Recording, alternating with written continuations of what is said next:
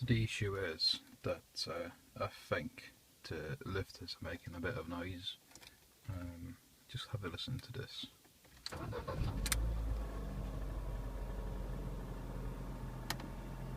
You can kind of hear it, just that.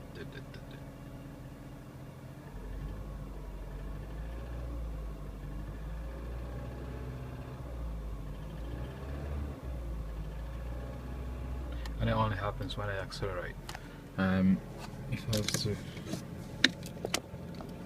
I'll drive for a second now.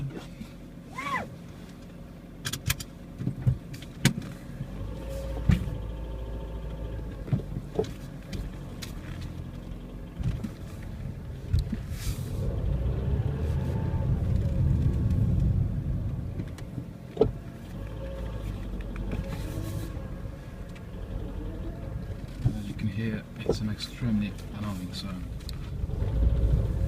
See, when I cruise now, it just doesn't seem to be happening. As soon as I put my foot in the throttle,